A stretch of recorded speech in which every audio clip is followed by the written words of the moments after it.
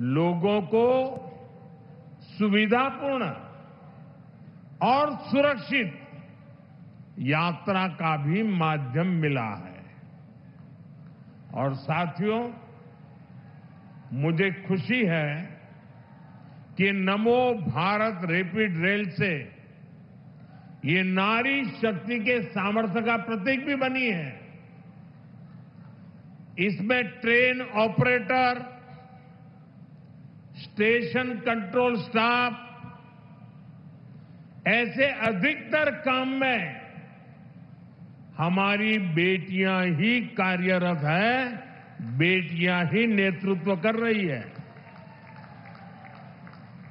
मैं आप सभी को, उत्तर प्रदेश को और दिल्ली वासियों को देश की पहली नमो भारत रैपिड रेल सेवा और मेरठ मेट्रो के लिए बहुत बहुत बधाई देता हूं।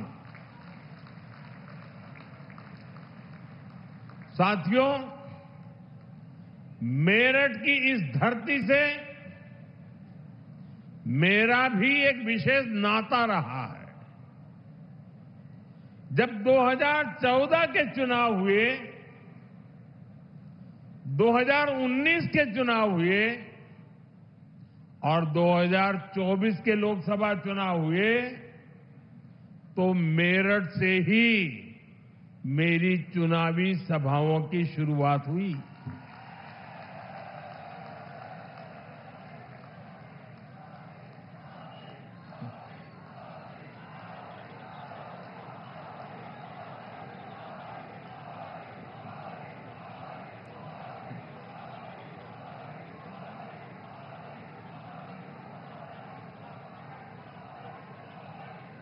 मेरठ के आप लोगों ने,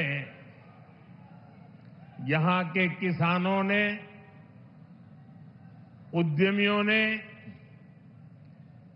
लघु उद्योगों से जुड़े श्रमिकों ने, कारीगरों ने, दुकानदारों ने मुझे हमेशा बहुत आशीर्वाद दिया है।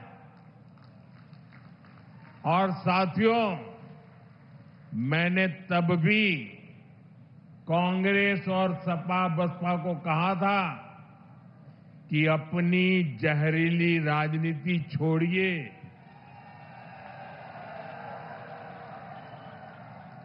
और आइए विकास के मुद्दे पर मुकाबला करके देखते हैं। साथियों, इन दलों ने तो अपनी जहरीली राजनीति नहीं बदली, लेकिन भाजपा ने विकास और अपनी नीति रीति, अपनी नियत में अगर एक बात को सर्वोपरि रखा तो वो है विकास, देश का विकास। इसका एक उदाहरण हमारी मेट्रो भी है, मेरठ मेट्रो भी है। साथियों, 2014 से पहले भारत में मेट्रो का विस्तार बहुत ही धीमी गति से हो रहा था। हालत ये थी कि कांग्रेस सरकार के समय में देश के सिर्फ 5 शहरों में ही मेट्रो चल पाई थी, जबकि आज भाजपा सरकार में देश के 25 से ज्यादा शहरों में मेट्रो चलने लगी है।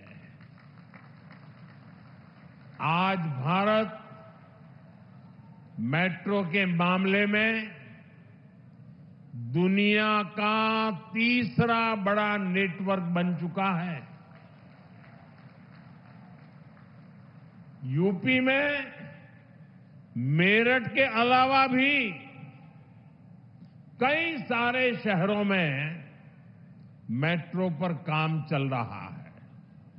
साथियों, बीते 11 वर्षों में देश के दर्जनों शहरों तक मेट्रो पहुंची, क्योंकि भाजपा सरकार देश की जनता को सुविधा देना चाहती है। देशवासियों को हाई स्पीड, जाम और प्रदूषण से मुक्त सुविधा, ऐसे हर प्रकार की व्यवस्था देना चाहती है।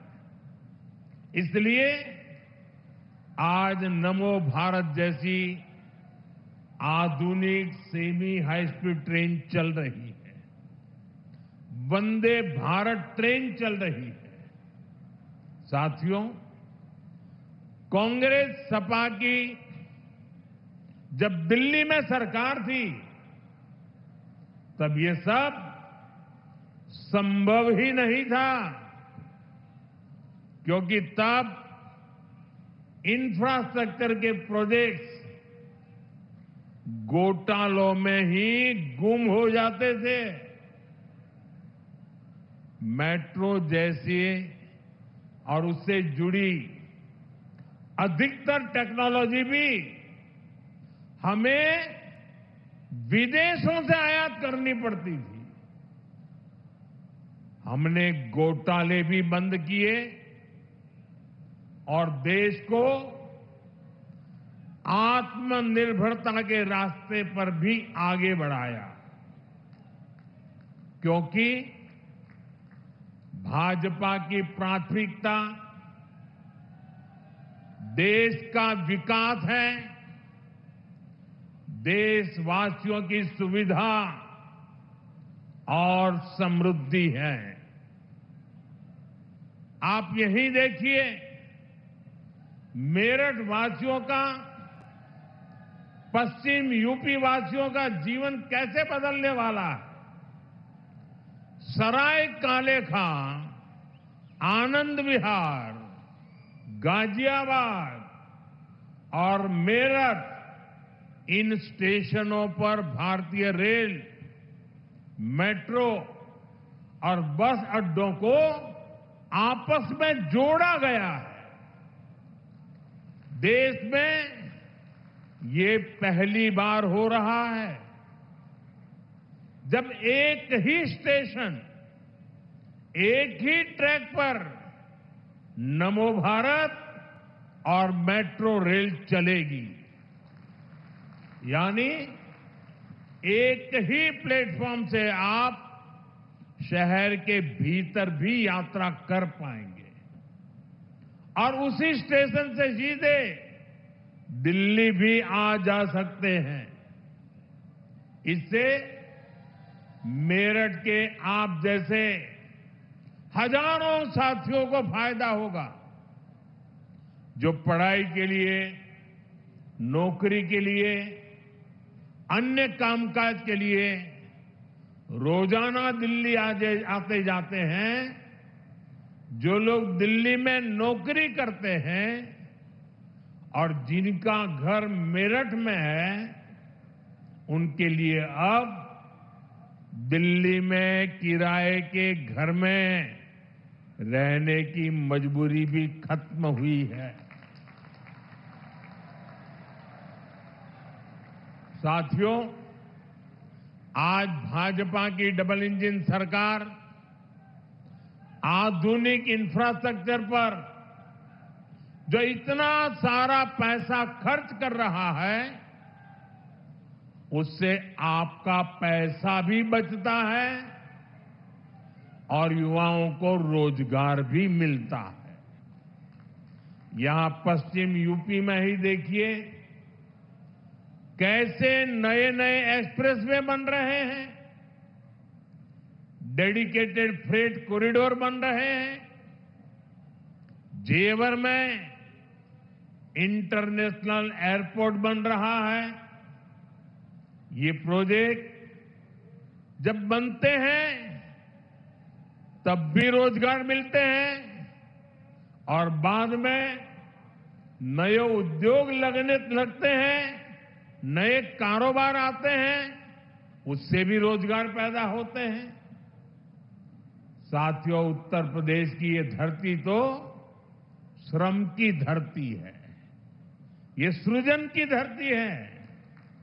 यहां के किसान हो, पशुपालक हो, छोटे लघु उद्यमी हो, बुनकर शिल्पकार हो, ये सभी विरासत और विकास के मंत्र को साकार कर रहे हैं।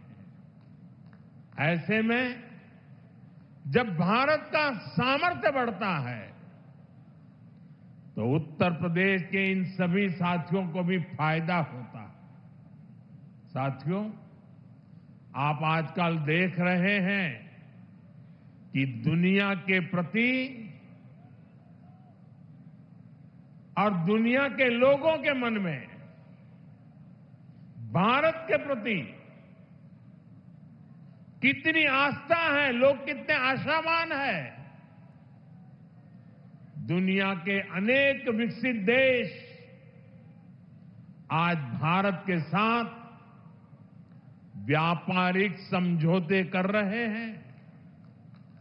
एक समय था जब कांग्रेस की सरकार चाहकर भी विकसित देशों के साथ समझौते नहीं कर पाती थी, क्योंकि तब घोटालों के लिए बदनाम कांग्रेस सरकार से समझौते करने में दुनिया को हिचक होती थी। लेकिन आज विकसित देश भारत के साथ जुड़ने के लिए उत्सुक है, क्योंकि उनको भारत के विकास में अपना भविष्य दिखता है। उनको भारत की युवा शक्ति में उम्मीद दिखती है। आज दुनिया को लगता है कि भारत वो ताकत है जो 21वीं सदी की चुनौतियों का समाधान दे सकता है। साथियों, बीते वर्षों में भाजपा की सरकार ने जो वैश्विक समझौते किए, उससे लघु और कुटीर उद्योगों से जुड़े लोगों को भी बहुत फायदा होगा। इसका फायदा मेरठ के स्पोर्ट्स का सामान बनाने वालों को होगा। मेरठ की ही कैंची, खुर्जा की क्रॉकरी, मुरादाबाद का पीतल, बागपत का होम फर्निशिंग उद्योग, सहारनपुर की लकड़ी की नक्काशी, लेदर, टेक्सटाइल, ज्वेलरी से जुड़े उद्योग, ऐसे हर लघु और कुटीर उद्योगों को इन समझौतों का बहुत बड़ा लाभ होने वाला है। भाजपा की प्राथमिकता देश के छोटे बड़े शहरों के सामर्थ्य को दुनिया के कोने कोने तक ले जाने का है। यूपी के अलग अलग जिलों की पहचान बढ़ाना है। साथियों, हमारा मेरठ और ये पूरा क्षेत्र लघु उद्योगों का, एमएसएमई का बहुत बड़ा सेंटर है। इस वर्ष जो केंद्र सरकार का बजट आया, उसमें हमने लघु उद्योगों के लिए 10,000 करोड़ रुपए के विशेष फंड की घोषणा की है। इससे यूपी के एमएसएमईज को लोन मिलना बहुत आसान होने जाएगा। बजट में हमने कपड़ा उद्योग के लिए, बुनकर समाज के लिए महात्मा गांधी ग्राम स्वराज योजना की घोषणा की है। इससे खादी, हैंडलूम, हस्तशिल्प को विश्व बाजार तक पहुंचाने में मदद मिलेगी। साथियों, पहले छोटे कारीगर केवल 10 लाख रुपए तक का सामान कुरियर से भेज सकते थे। अब यह सीमा पूरी तरह हटा दी गई है। इससे मेरठ सहित यूपी के सभी बुनकर और अन्य छोटे उद्यमी ऑनलाइन ऐप के जरिए अमेरिका या यूरोप के ग्राहकों को भी अपने प्रोडक्ट आसानी से बेच पाएंगे। साथियों, मेरठ, हापुड़ और आसपास के इस क्षेत्र ने चौधरी चरण सिंह जी के विजन को शुरुआती दिनों से देखा है। यह हमारी सरकार का सौभाग्य रहा कि हमें चौधरी चरण सिंह जी को भारत रत्न देने का सौभाग्य मिला। भाजपा की डबल इंजन सरकार उनके विजन पर चलते हुए किसानों की आय बढ़ाने के लगातार काम कर रही है। इसके लिए फूड प्रोसेसिंग पर बहुत बल दिया जा रहा है। पीएम किसान सम्मान निधि का पैसा भी छोटे किसानों के बहुत काम आ रहा है। अब तक यूपी के किसानों को पीएम किसान सम्मान निधि के तहत लगभग 95,000 करोड़ रुपए मिल चुके हैं। इसमें मेरठ के किसानों को भी लगभग 800 करोड़ रुपए मिले हैं। भाइयों और बहनों, एक तरफ आज देशवासी भारत को विकसित बनाने के लिए दिन रात मेहनत कर रहे हैं, लेकिन देश में ही कुछ राजनीतिक दल हैं जो भारत की सफलता को पचा नहीं पा रहे। अभी आपने देखा, भारत में दुनिया का सबसे बड़ा एआई सम्मेलन हुआ। दुनिया भर के 80 से अधिक देशों के प्रतिनिधि दिल्ली आए। दुनिया के करीब 20 देशों के राष्ट्राध्यक्ष भारत आए। लाखों लोग हिंदुस्तान के कोने कोने से दिल्ली में जुटे थे।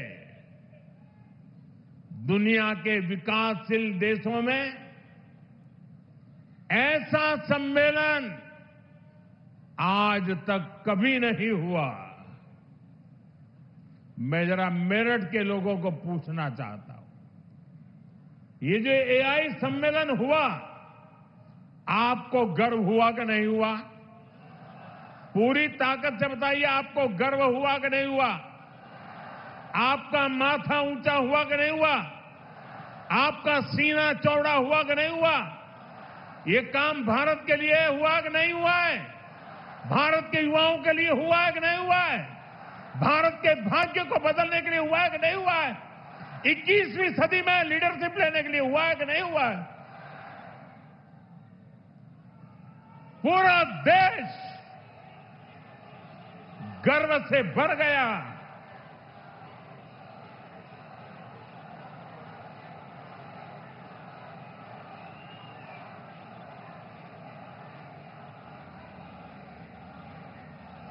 लेकिन कांग्रेस और इसके इकोसिस्टम ने क्या किया?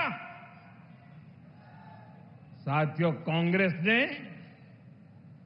भारत के एक वैश्विक आयोजन को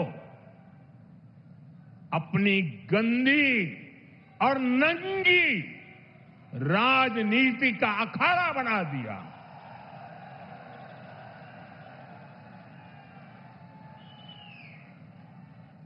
समारोह स्थल पर विदेशी अतिथियों के सामने कांग्रेस के नेता कपड़े उतारकर पहुंच गए।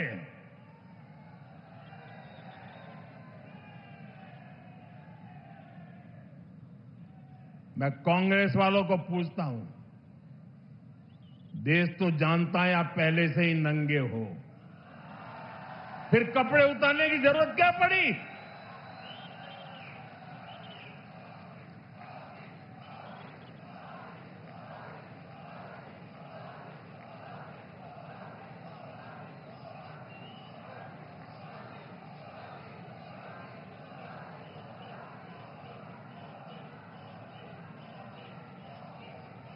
कांग्रेस के नेताओं ने वहां जो कुछ किया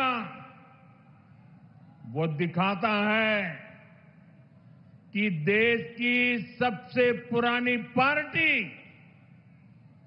वैचारिक रूप से कितनी दिवालिया हो गई है, कितनी दरिद्र हो गई है। साथियों, कोई कल्पना नहीं कर सकता। हम तो वो लोग हैं जो गांव में किसी के यहां शादी ब्याह होता है तो पूरा गांव उसे सफल बनाने में जी जान से जुट जाता है, ताकि मेहमान गांव की एक अच्छी छवि लेकर जाएं। कांग्रेस तो अपने ही देश को बदनाम करने में जुटी है। साथियों, कांग्रेस के नेताओं को मोदी से नफरत है। ये लोग मेरी कब्र खोदना चाहते हैं। मेरी मां को गाली देने से भी उनको कोई परहेज नहीं है। उन्हें भाजपा से विरोध है, उन्हें एनडीए से विरोध है। ठीक है, आपकी राजनीति में यही करना जरूरी है, चलो भाई समझ सकते हैं, हम इसको भी सहन कर लेंगे।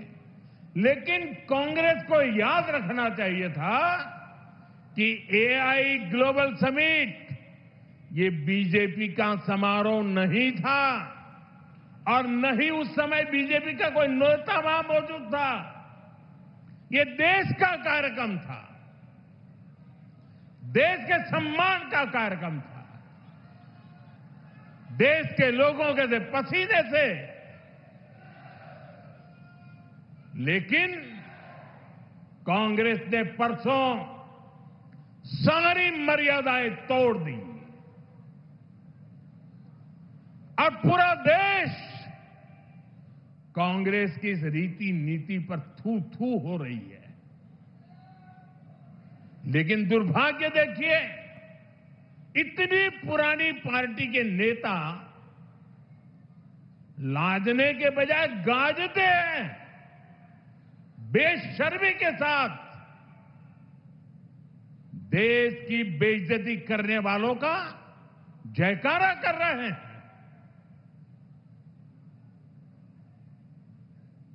और ये मामला कांग्रेस की हरकतों का लगातार चल रहा है। पार्लियामेंट में क्या किया? पार्लियामेंट में खुद परफॉर्म कर नहीं पा रहे तो अपने साथी दलों को भी बोलने का मौका नहीं देते,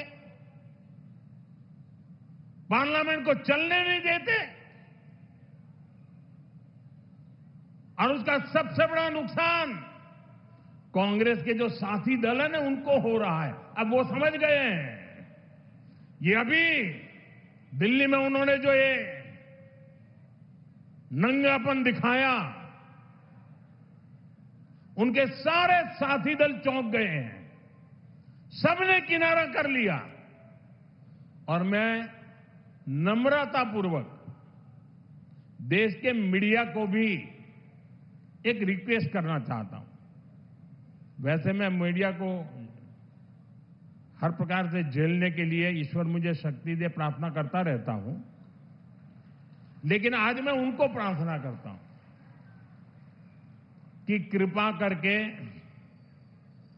हम जब इस प्रकार की हरकतों की आलोचना करें तो आप ये हेडलाइन मत बनाइए कि मोदी ने विपक्ष को धो डाला।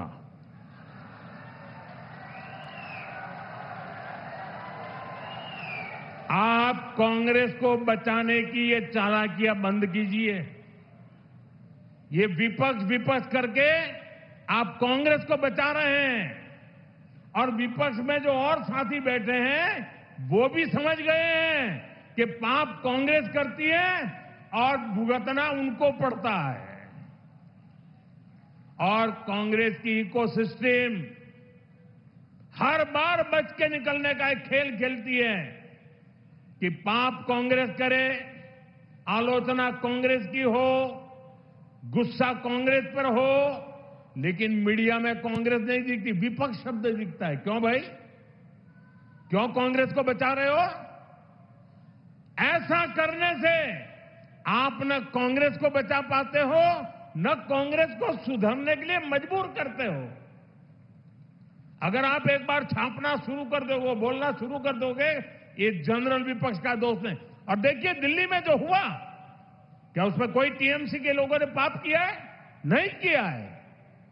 डीएमके के लोगों ने पाप किया है? नहीं किया है। बसपा के लोगों ने पाप किया है? नहीं किया है। फारूक अब्दुल्ला जी की पार्टी ने पाप किया है? नहीं किया है। सिर्फ और सिर्फ सरफरे नेता, कांग्रेस के बेलगाम नेता देश को तबाह करने पर तुले हुए हैं। अगर आपको प्रधानमंत्री की कुर्सी पर बैठना है तो पहले आपको जनता के दिल जीतने पड़ेंगे।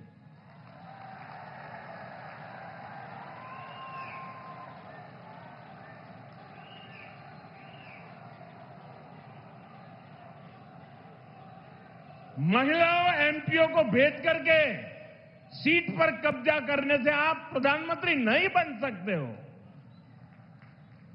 और माताओं बहनों को इस प्रकार से आगे करने की क्या मजबूरी है आपकी? क्या इतने खोखले हो गए हो आप लोग? साथियों, कांग्रेस देश के लिए बोझ बन गई है और मुझे इस बात का संतोष है कि दिल्ली में जो घटना घटी, कांग्रेस के सभी साथी दलों ने कांग्रेस की भरपूर आलोचना करने की हिम्मत दिखाई है।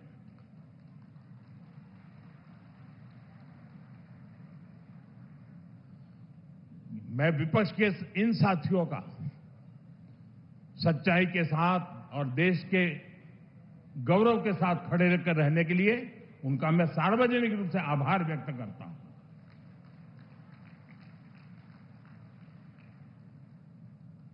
साथियों, भाजपा सरकार के लिए देश का विकास, यूपी का विकास सर्वोपरि है। लेकिन आप याद करिए, 10 साल पहले तक यूपी की चर्चा किन बातों के लिए होती थी? हर किसी को मेरठ के दंगे, पश्चिम यूपी में क्रिमिनलों की गैंग, खराब सड़कें, बिजली की कटौती और पिछड़ेपन की परिस्थितियां, यही कुछ चर्चा में रहता था। पश्चिमी यूपी के अपराध पर फिल्में बनती थी, फिल्में। सपा सरकार ने यूपी का ये हाल करके रखा था। लेकिन आज यूपी को विकास के लिए जाना जा रहा है। आज हमारे यूपी को ब्रह्मोस के लिए मोबाइल फोन बनाने और एयरपोर्ट के लिए पर्यटकों की सुविधा लगातार बढ़ती संख्या के लिए जाना जाता है। यूपी स्पोर्टिंग इकोसिस्टम में भी अपनी पहचान बढ़ा रहा है। मेरठ में स्पोर्ट्स यूनिवर्सिटी का काम तेजी से पूरा किया जा रहा है। साथियों, सपा राज में जो अपराधी बेखौफ गुमा करते थे, वो आज योगी जी की सरकार में जेलों में दिन बिता रहे हैं।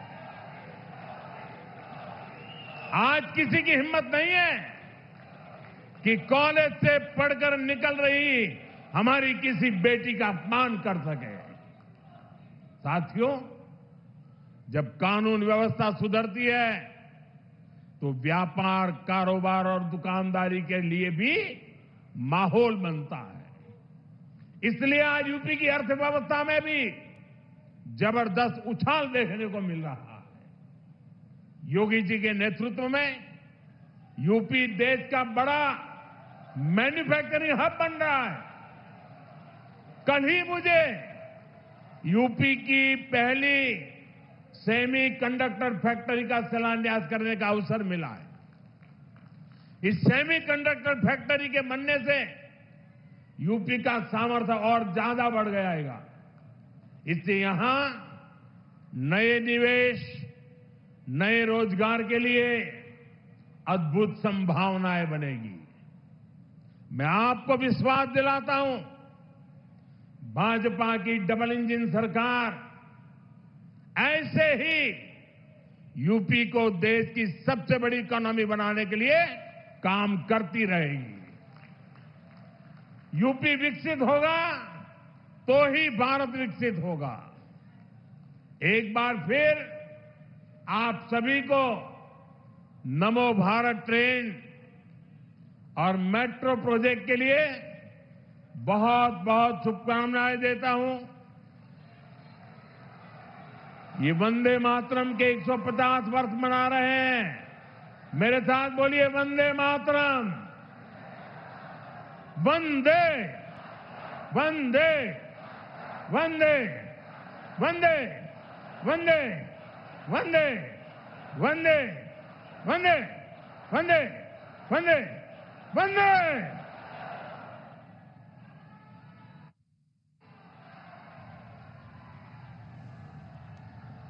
बहुत बहुत आभार माननीय प्रधानमंत्री महोदय। आपका हर शब्द राष्ट्र सर्वोपरि का संकल्प है।